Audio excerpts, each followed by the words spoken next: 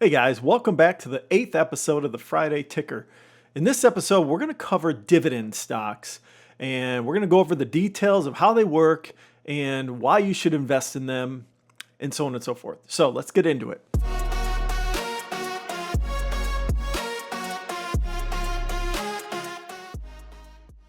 Now, if you're not familiar with dividends, it's basically when the board of directors of any company, either private or public, decide to pay out their shareholders in the form of cash, or you can buy back more shares. Okay, and let's talk about that for a moment. So let's draw on our whiteboard here. We've got a dividend that was issued. Okay, and you have two directions you can go. You can either go cash or you can go DRIP. And DRIP stands for Dividend Reinvestment Plan, okay? You want to take, instead of going cash, you want to reinvest in the company and buy more shares, okay? And that's how you get this compounding effect when it comes to dividends. You're not necessarily relying on compound valuation. You're relying on compound positioning, okay? Meaning you're getting a larger position in the company over time, okay?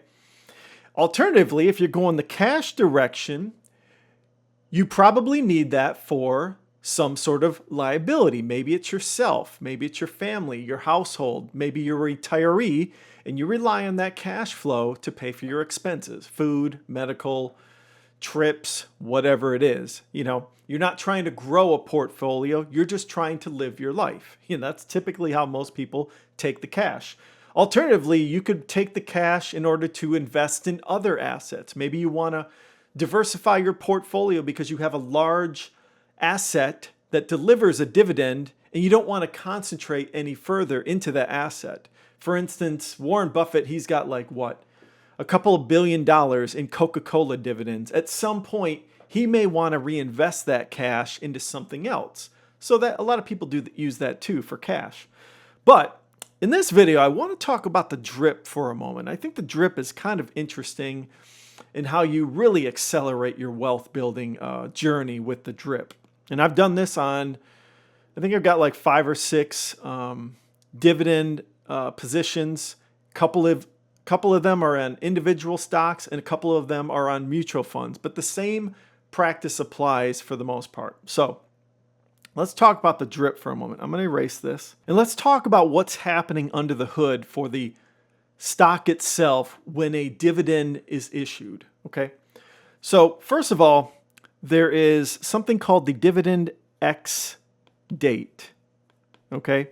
This is the date where the company says, hey, if you're holding the shares by this date, we are going to pay you the dividend in the form of cash or as a reinvestment. Okay. And you got to be very careful about this X date, okay? There's a couple things that are going on. Now, if you try to game the system and you try to buy the shares on the X date, okay, you decide, hey, I want to buy on this date. You may not get issued that cash because, or that dividend, because in the stock market, you need to wait 1 or 2 days for the transaction to occur. I think it's a 1-day clearance. So you would, if let's say the X date was on, 1-10-2025, you would probably need to buy on probably, to be safe, I would say 1-8-2025, okay, to be able to get those shares by the X date because it takes time for these transactions to occur. It's not instant like Bitcoin is, okay? So you need to buy before the X date, maybe a day or two to be safe, okay? And if you're holding the shares by that date, you'll get the dividend, okay? Now, there's something to be aware of about the X date that I think is really important and not a lot of people really understand, okay? When that X date occurs, essentially, the company is going to issue the dividend and all that cash that they issue to the shareholders is going to be gone and off the balance sheet, okay?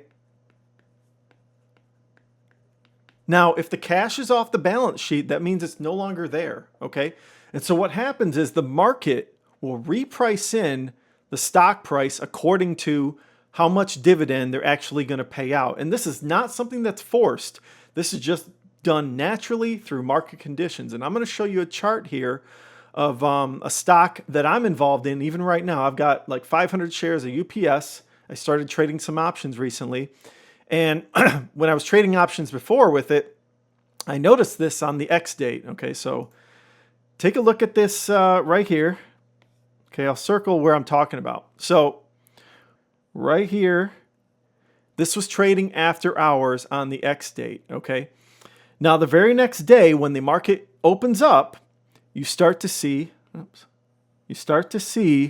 trading drop down. This is called a gap down. The next day, before the market even opened, this happened in pre-market. UPS traded down around the amount the dividend amount was. I think it was like 79 cents a share or something like that. I can't remember exactly what it was. And if you look, it kind of like traded down the rest of the day because now there's not as much cash on the balance sheet for that company. Okay, they committed on the X date to pay out the shareholders. So that cash is gone, even though it hasn't been paid out. Typically, the X date, let's say the X date is 1/10/25. Okay, the pay date maybe like 3 weeks later. Maybe it's like 1/21/2025. Okay, so be aware of that. You're not going to see that cash for a couple weeks after the X date, all right? Now, the way I like to look at how this cycle works when it comes to the X date and the pay date is I'm going to show you a graph that I think might make a little sense to you. So I'm going to draw X date, and maybe the stock was trading around $100, and then we're going to draw an arrow here. And then you've got your pay date. And the stock did drop due to the X date. Okay, the company no longer has that cash on their balance sheet.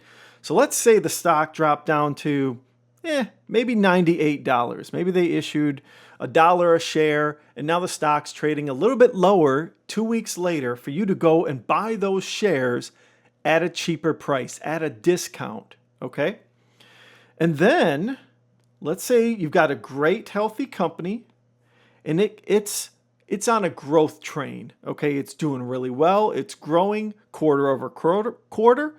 So you've got growth. All right, and during that growth, hey, the market decides to price in a higher stock price. Maybe it's $105 now, so on and so forth. Pretty cool. Right? You've made some money. You dripped your money into those shares, got more shares, and now you've got a higher valuation for that stock. Now, this doesn't always happen.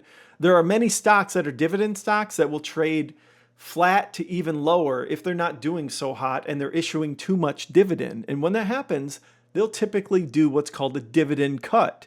They'll cut the dividend maybe in half because the stock price is floundering too low, or the company's just not healthy. It's not growing. So that can happen too.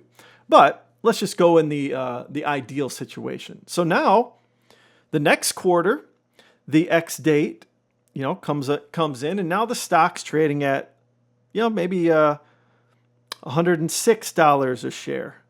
Cool, right? 106.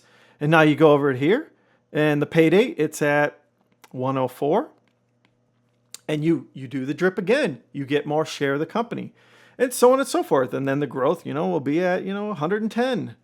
Nice slow growth company issuing dividends. You're getting more shares of the company. Now, sometimes if this pattern doesn't play out like I'm showing, if it's going lower and lower and lower, you can just keep accumulating more and more shares if you have conviction in the company. Okay, that could be true too.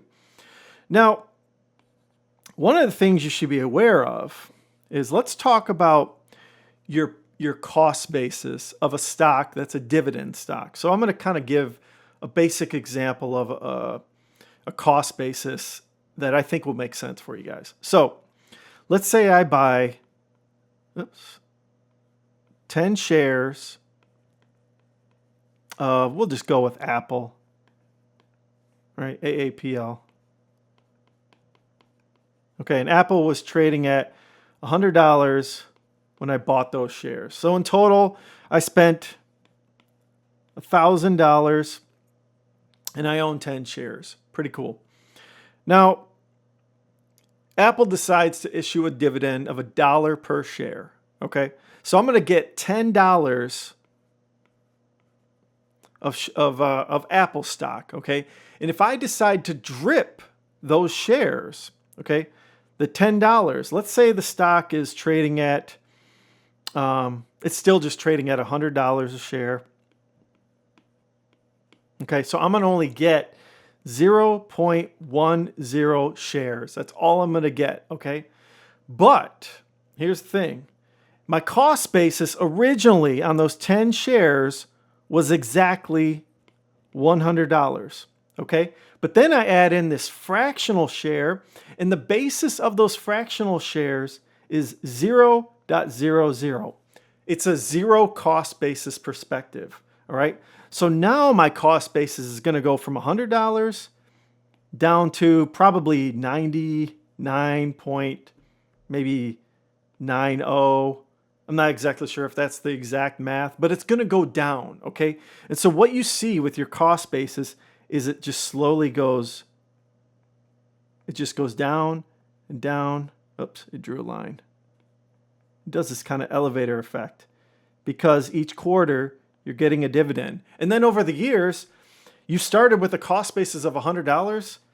You know, over a 10, 20-year period, your cost basis might be $90 for all of your shares. And then at the same time, if you got a great stock like Apple and the price of the stock goes to the moon, up to like $1,000 a share, and your basis is going down, you're just making tons of money at the end of the day. That's how great the drip effect is you lower your cost basis, and at the same time, typically the stock is going up if you've got a great company behind the stock. So yeah, hopefully these tips helps you guys understand why it's important to invest in dividend stocks.